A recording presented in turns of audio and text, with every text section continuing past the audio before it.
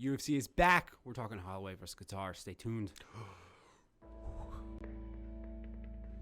You're listening to Bro Down Podcast all fucking day. Oh, yeah.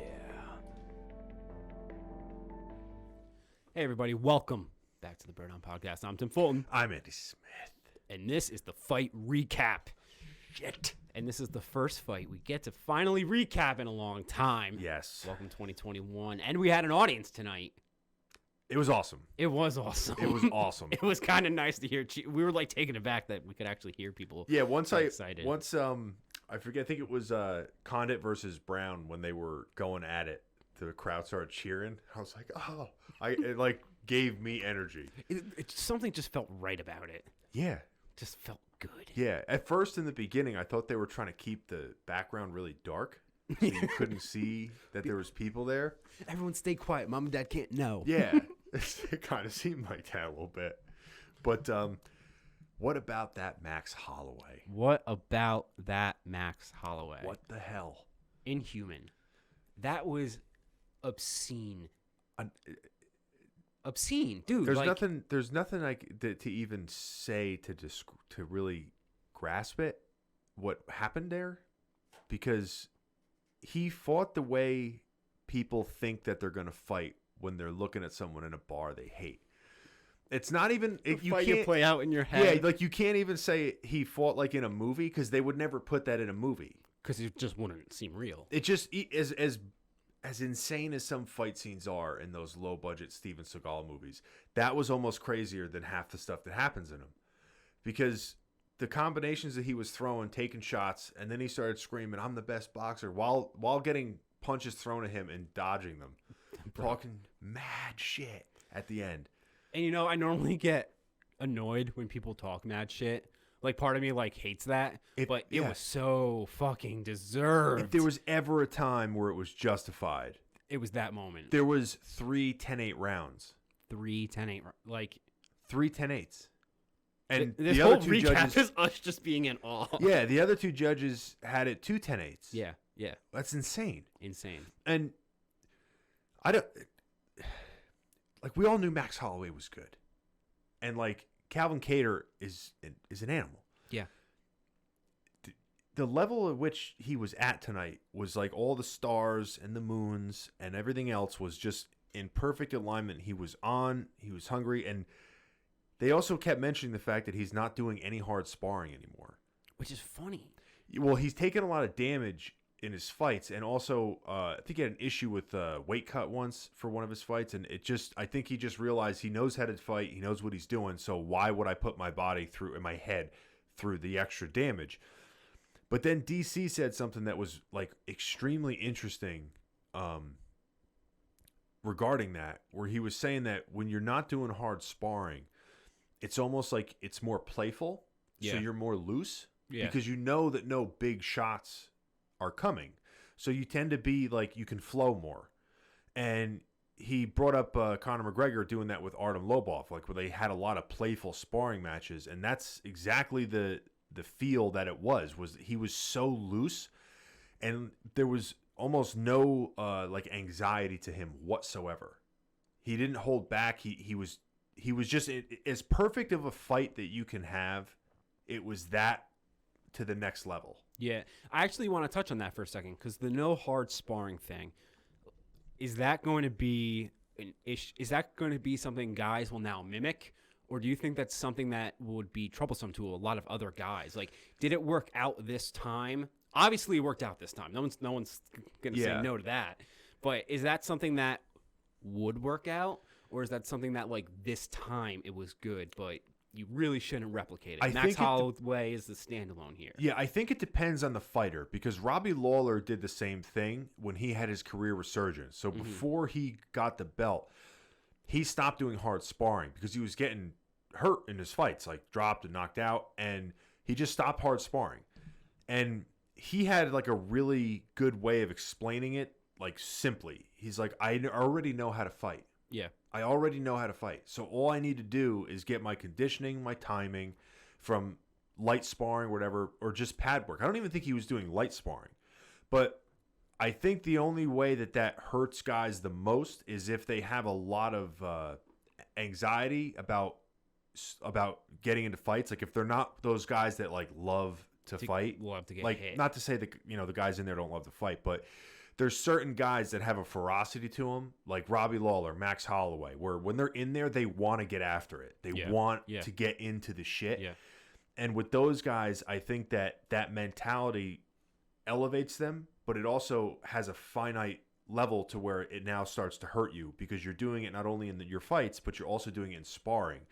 And the fact that they recognize that and it's more so like they're okay with the decision, because I think if you if you go in there like, oh man, I should have done hard sparring, like I'm a little nervous because I didn't do it, then it's already kind of failed you. Well, yeah, because you're second guessing it. But if you're confident, like I know how to fight, I know what I'm doing, I don't have to worry about being aggressive when I'm in here. All I need to do is work on my timing and get loose. Yeah. And he is definitely one of those fighters. So I definitely think that it probably varies from fighter to fighter. But Max clearly is one of those guys. Clearly one of those guys. And how about that, real quick, that fourth round? Dude. Bro, it was like a minute, 2 minutes of just a friggin' bloodbath. Kattar, got to give the guy props. Dude. Like, we've said this a lot in the past, like, oh man, what a chin on that guy. But dude, what a chin on that body guy. Too. He ate so many body shots. I mean, he's got to have either something. Crack ribs, definitely obviously bruised ribs, but his nose was completely destroyed. Oh. And the fact that he didn't even, I don't think he went down at all on the fence. And Max was throwing everything at him. And the thing is that Calvin was still swinging. There was a point there where if he landed one of those shots, that Max would have been in trouble. He had a few good elbows in there. Yeah, but Max, that's what I mean with Max though. Like, what made him excel so much was that he never backed off even when Calvin would land. And Calvin hits hard. Yeah. And even when he would land, he would make Calvin pay for that with an extra 3 shots. So then Calvin like recognizes like, okay, he's hitting me with 3 to 4 shots before I can get one off. And then when I land, he doesn't even back away. I have to now eat 4 more shots after that. So when you're taking, I mean, he went for broke against the fence. And like I said, as crazy, as spectacular of a fight that Max had, Calvin was in the other end of toughness, like spectacular toughness. And that 5th round, it's like he literally what's that Dragon Ball Z where the dude lights on fire? Like that is like the human version of what happened. Like he lit on fire. He legit. And then started just dressing him down in the cage, turning his back to him. Like, I'm this confident, and I'm so not worried about your shit, and I have you pinned. Everything that you do, you might as well just write a letter to me, because I already know what's going to happen. I've read all your letters. An NBA 2K announcer somewhere going, "You're on fire." Yeah, he was on fire. I mean, the crazy thing is like, we know how good Max is, and he got better. Yeah, he got better. So he's definitely has to fight for the belt. I was gonna say after that performance, there's no way anyone. We've talked about this too on like how like that game is played. There's no one who won't want to see him fight for it. Yeah, no, and how do you deny that performance? And you don't. Here's the thing. Even if Calvin was X, Y, or Z, like not the caliber fighter that people think he was. Oh, Calvin was overrated. If people do say that, okay, but when do you ever see a guy have a performance like that ever? Ever. You don't see it. 50-42. You don't see it. Now, granted, the only reason it got to 50-42 was because Calvin is such a tough bastard that he refused to go down. But, I mean, like, I don't know if Max can get any better. Yeah. I think that is the pinnacle of his career, that fight. And before it was the Brian Ortega fight. He did the same thing to Brian Ortega, but I thought this was more impressive. Maybe because it's fresher and it's what have you done for me lately. But I mean, this is like performance of the year. I don't care about fight of the year. This might be performance of the year right now, because I don't see anyone else doing that Like, you can have knockout or whatever, but the total performance of, like, this guy won't go down, but I will not take my foot off the gas. Well, we have 340 some odd days to go, so I'm calling it now. This is performance of the year. I don't know about fight of the year because it was so one-sided. Yeah. Usually they try to make back and forth fight of the year, but performance of the year for sure. Yeah. I mean, right now I'm confident with not even 20 days into the year. I'm confident that this is fight of the year. All right, I'm going to take your word on that one. Let's move on. Okay. Carlos Condit versus Matt Brown, the fight of the legends. Yeah. So the legend of the Hidden Temple. Legend. You know, I was really disappointed. In I love when it takes you half a the second judges. to get into. Not one judge gave the second round to Matt Brown. I don't know how that's possible. I heard you say that, and I agreed with that. Yeah, because No. I agreed with the judges. I disagree with you. Whoa, no. So, for example, this fight was very much the first round. Carlos won, right? They were standing up. I don't think Matt Brown got a takedown in the first round. You're confusing the first round and the second round. The first round, Carlos got off a few good shots, and then Matt Brown took him down and had ground control for almost 4 full minutes. Okay, that's what I'm saying. The first round. Okay. So the first round, when Matt took him down, whatever round it was where Matt had the majority of top control, I don't know how you give that round to Carlos. I'm going to...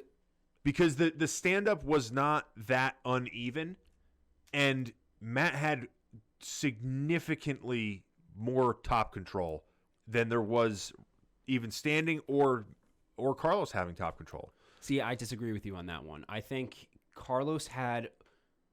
I'm not going to say, like, put him out.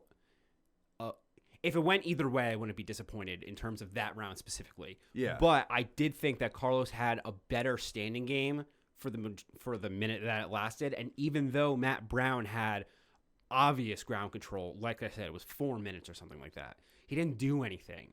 But no, I disagree with that. He landed, I think, like 20 or 30 elbows, like strikes and elbows. Yeah, but Carlos was landing just as many hits from the bottom. Yeah, but that's not it.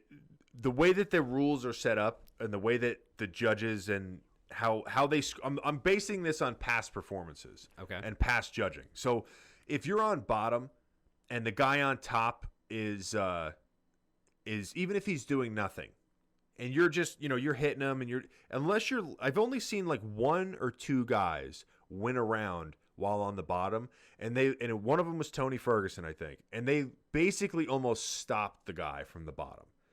Like, because you are not in the dominant position, and it's so hard to generate like power from that position based otherwise on top, it's looked at like the guy on top is in control. He is winning the fight because he has the option to be there.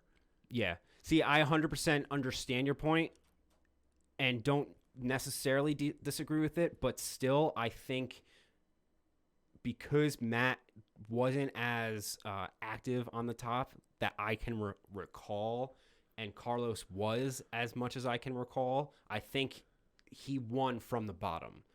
I know that goes like against the grain and is not normal. And I think, to be fair, Matt Brown kind of got screwed over there because he got that nasty gash off the cage. Yes. And it obviously screwed up with his performance. Yeah. So, and he got a beautiful takedown, but it was marred by a bloodbath. But I'm still sticking to it. I agree with the judges on that one. Yeah, I think also too the reason why I disagree is that 2 of those rounds were like the same round but the opposite. Except for like a little bit with the stand up. Like the one round Matt Brown had a lot of top control. Yeah. And then the other round Carlos had a lot of top control, but both rounds went to Carlos. See, I don't see it that way. I think he had a better performance in both rounds. Yeah, I don't know. I was very surprised that I thought Matt had one in the bag. I thought it was dead even going into the third, but Carlos got all 3. I don't know why they didn't do that. But agree to disagree. Agree to disagree. You're wrong. So the only other one that I wanted to mention was Soriano versus Dusko. Todorovic. This was an interesting one. Well, he got flatlined couple times. A bunch of times. And then they finally ended up stopping it. But there was a weird thing in the fight where Dusko's mouthpiece came out Yeah. And it got wedged in between the cage. It's one of those things that you can't make up. And then you're supposed to have a second mouthpiece for these types of situations. And they were like, we can't find it. I mean, it was good for Dusko. It was good for Dusko. But, I mean, he ended up ultimately losing the fight. But, yeah. I told you about this because you came in like halfway through the first round of what remained of the first round. And it was interesting because they hyped it up from the get-go. Both of these guys came into this undefeated, which automatically makes it super exciting. You're going to see someone lose for the first time. I don't know why that's suddenly like awesome, but it is. Yeah. But Dusko had amazing head work, and he showed it like brilliantly in the first 30 seconds to a minute, and then he wouldn't let that head work go, and he got clipped once with, I think it was a leg kick. And then from there, it was like he kept trying to do fancy dodges, and he never kept his arms up. He never even tried, and he just kept getting clipped. And like even by, I think the last one, it was a couple of like fancy head dodges, but like Serrano just timed it. Like, he figured it out. Well, what happened wasn't working for him anymore. They mentioned this in the commentary. What happened was Soriano was throwing looping hooks, and his corner, or it was either his corner or he just decided to do it. They straightened out the punches. Yeah.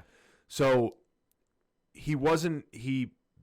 the head movement that he was using to avoid the hooks wasn't working for the straights. But he had been successful in the first with him throwing the hooks and the looping punches.